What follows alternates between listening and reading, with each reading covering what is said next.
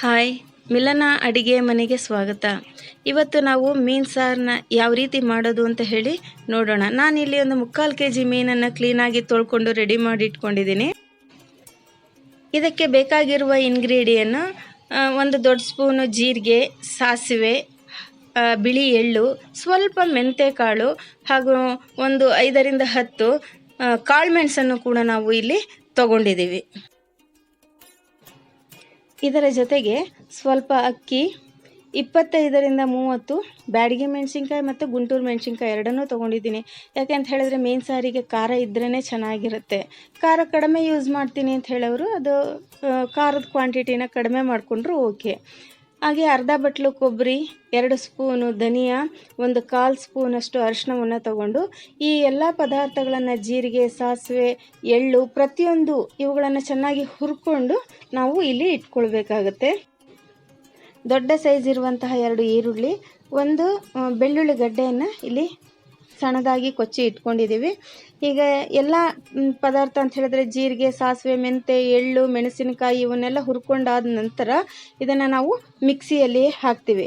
ನೋಡಿ, ಜೊತೆಗೆ ಒಂದು ದೊಡ್ಡ ಗಾತ್ರದಲ್ಲಿ ಹುಣಸೆ ಹಣ್ಣನ್ನು ನಮ್ಮ ಕೈಯ ಮುಷ್ಟಿಯಲ್ಲಿ ಬರುತ್ತಲ್ಲ ಆ ಹುಣಸೆ ಹಣ್ಣನ್ನು ಕೂಡ ಇಲ್ಲಿ ನಾವು ನೆನೆಸಿ ಇಟ್ಕೊಂಡಿದ್ದೀವಿ.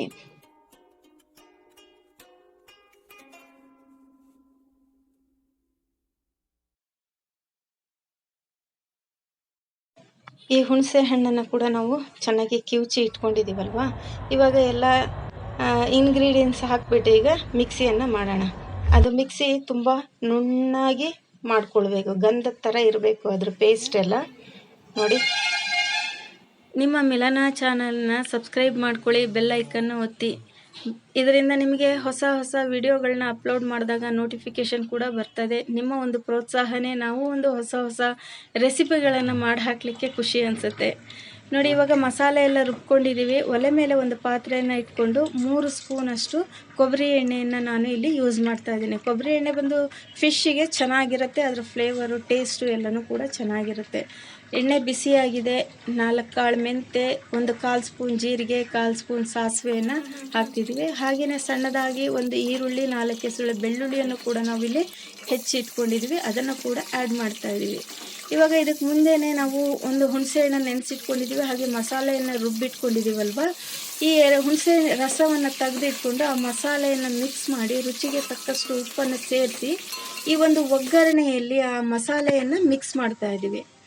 ಈಗ ಮಿಕ್ಸ್ ಮಾಡ್ತಾ ಇರೋ ಮಸಾಲೆಗೆ 1-2 ಕುದಿ ಚೆನ್ನಾಗಿ ಬರುತ್ತೆ ಅಂತ ಹೇಳಿದ್ರೆ, ಈಗ ನಾವು ಮಸಾಲೆನ ರುಬ್ಕೊಂಡಿದ್ದೀವಲ್ಲ ಆ ಹಸಿ ವಾಸನೆ ಎಲ್ಲ ಹೋಗಿ ಒಂದು ಫ್ಲೇವರ್ ಘಮ ಘಮ ಅಂತ ಬರುತ್ತೆ. ಆ ಟೈಮಲ್ಲಿ ನಾವು ಮುಂದೆ ತೊಳೆದಿಟ್ಕೊಂಡಿದ್ದೀವಲ್ವ, ಆ ಒಂದು ತೊಳೆದಿಟ್ಕೊಂಡಿರುವಂತಹ ಫಿಶನ್ನು ನಾವೀಗ ಈ ಒಂದು ಮಸಾಲೆಯಲ್ಲಿ ನಾವು ಕುದಿತಿರುವ ಮಸಾಲೆಯಲ್ಲಿ ಆ್ಯಡ್ ಮಾಡಬೇಕು. ಈಗ ಮಸಾಲೆಯಲ್ಲಿ ಆ್ಯಡ್ ಮಾಡಿದ್ಮೇಲೆ ಒಂದು 5 ನಿಮಿಷ ಅಷ್ಟೇ ಮುಚ್ಚಿಬಿಟ್ಟು 5 ನಿಮಿಷ ಆದಮೇಲೆ ನಮ್ಮ ಒಂದು ಮೀನು ಸಾರು ಸವಿಯಲು ಸಿದ್ಧ ಆಗಿದೆ. ನೋಡಿ, ನಮ್ಮ ಒಂದು ಮೀನು ಸಾರಿನ ಕಲರು ಹಾಗೆ ಅದರ ಟೆಕ್ಸ್ಚರ್ ಹೇಗಿದೆ ಅಂತ ಹೇಳಿಬಿಟ್ಟು ನಮ್ಮ ಮೀನು ಸಾರನ್ನ ನೀವು ಮಾಡಿ ಸವಿರಿ, ಹೇಗಿದೆ ಅಂತ ಕಮೆಂಟ್ ಬಾಕ್ಸಲ್ಲಿ ತಿಳಿಸಿ.